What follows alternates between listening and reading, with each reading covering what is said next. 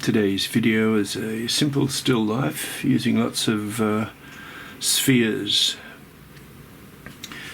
And first we'll just block in very loosely. We can tidy up later. I just want to get the main shapes in and the proportions of each shape, the relative arrangement of each shape. So another circle just here, coming to about halfway there and about a third of the way across there, going very close to the head of the figure and coming down to about this line here.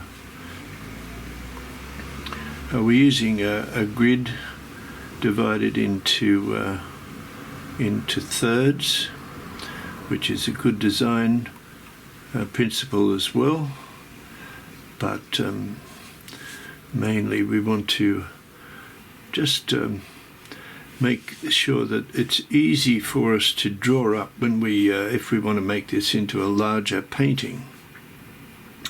So those of you who want to learn to paint, it's a good idea to start off relatively small like this, make the design clear, and then work it up. Okay, so I can take a line from the head to across to here. Okay, across to there. This tapers in just slightly.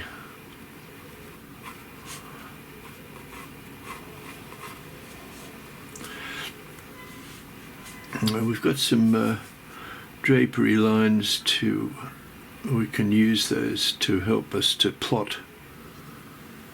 Right, that just lines up with that. It goes to about here and about here, just slightly higher. So here we've got an ellipse. So mostly we're using round shapes.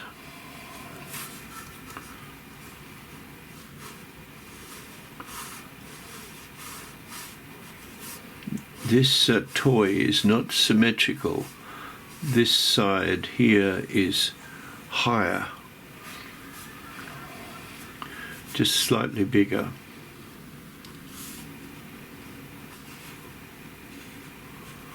And curving around conveniently, we've got a good spot just there. We can just make the line about here.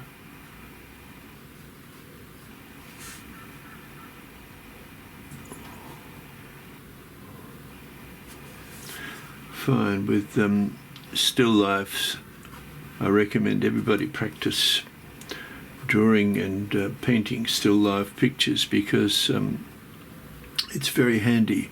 Okay, I've got this too far over. I can see now it's coming a little bit more open. Yeah, that's okay. This is why we use light lines, and I don't need to use the eraser. Okay, and so it's about there.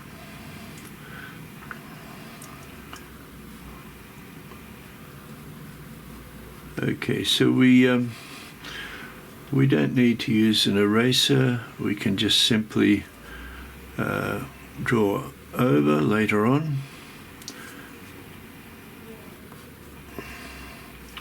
Okay, so that's nice. We've opened that up a bit. And it comes down, it intersects about there. And you don't see that side at all, but you do see this side. Right, so yes, so I'm right after all. That cuts in and comes over just slightly more. Now I do recommend you practice with these still lifes because it's got all of the problems that we need to solve as artists. The relationship of various items, and the ability to see the spaces in between. Okay, so there's a pin that comes to the top, and it'll be symmetrical with that. Okay, there's a way we can find out the top just by going across, and I can see it's about here. And it just comes down just behind there. Right, might be slightly wider. This is why we draw with light lines. We don't want to fix ourselves on anything. Now right about here there's a little area which is just slightly wider, just to make it a bit more decorative, I think.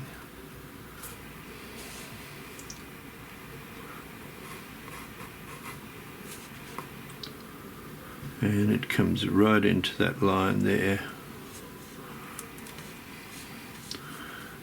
Now this little guy, just make sure he's right. It's just taking it a little bit further, just double checking everything. I think this is out a little tiny bit too far. This is why I always recommend not to rush, not to make any firm decisions about things. I'm using a slightly stronger pencil now. That goes to there. It's still an HB, it's just got a stronger lead in it. And just sort of fiddle your way around with these circles and tidy them up later. Just want to make sure we get them in the right spot. That's the main thing. This ball is a very interesting shape too. It's got these ellipses. This is a hole that goes into that pin. They can be quite deceiving at first regarding their size and regarding how they relate. I still feel he's a bit too round. I think he should be more. He's round, but he's a little bit more flatter this way, I suspect. He's up the right height there. I think this cuts across slightly lower. Of course, we're getting a distortion because I'm not at 90 degrees to him. So because of that, I'm seeing it slightly distorted. And the reason I'm talking about that idea is that I would have to have my head right over, and you wouldn't want to, you wouldn't be able to see with the camera. So we just, I turn it around a bit, and sometimes we can iron out that distortion. Yes, I can do it here too. Good, this is coming nicely now. Now I remember at art school, my teacher praised me for my still life drawing, and that was nice, a nice moment in art school. I feel this isn't going down enough. Yeah, that's better. So I truly recommend just getting some simple shapes and drawing them, and just really basic. Make yourself some cubes, some prisms, some cones, some cylinders, and just put them there and keep drawing. Put them in different positions, get them to overlap, and keep drawing. So what we want to do is put some of this drapery in now. There's one coming into the darkness there. That's going to be a lot of fun. It's quite dark here. There's one going up adjacent to that. You put these drapery lines in because they help to it's like when you're drawing the figure and you see she might have some outfit on, and you use that as an advantage to because it's easier and it's simpler. Those things act as reference points, those lines. So just put a bit of drapery in, and you'll find that it does help your drawing. There's something. Oh right, okay. I just didn't notice that. So busy, it's looking at other things, and this is obscured at the bottom.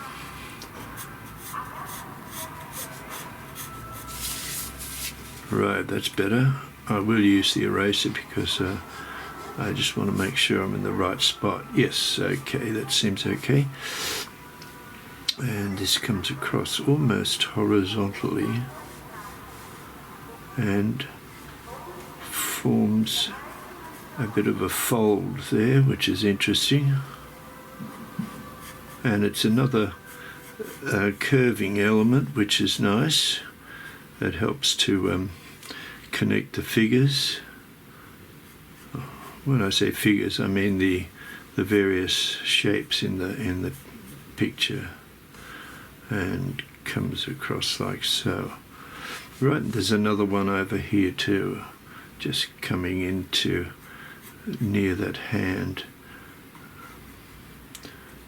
Right, those elements will be nice to work with, and what's very nice is there's a little shadow from this ball that's going across here, and it comes up to that, which helps us to define that shape. This is it's quite dark in here. That hand is right, but this is slightly long. Now that tells me, yeah, there's a like a P shape. Letter P, always look for letters. Okay, it's a little bit long there, so that tells me that I have to just adjust that ball slightly. So we might add a little bit of colour now to our friend, and just keep the colours very light at this stage. With watercolor, don't rush in. The usual practice is go from light to dark. So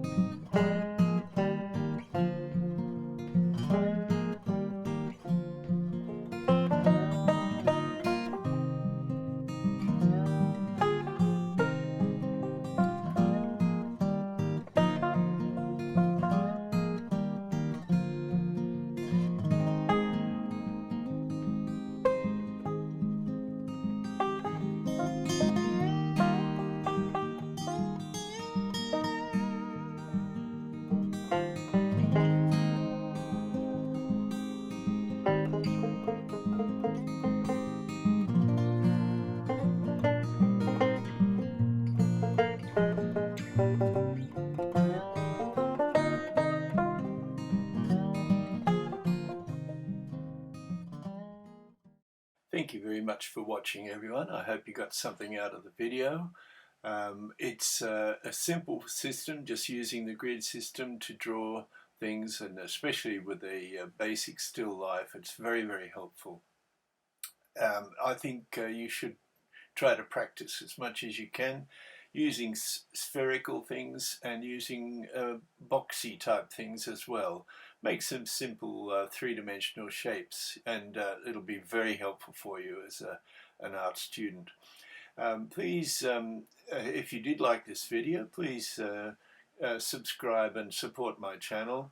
And if you could make a comment, especially about something that you'd like to see later on. I'll be developing this channel to be like an art school online. So I hope that I can give you something, and I hope you can get something out of it. Thank you very much.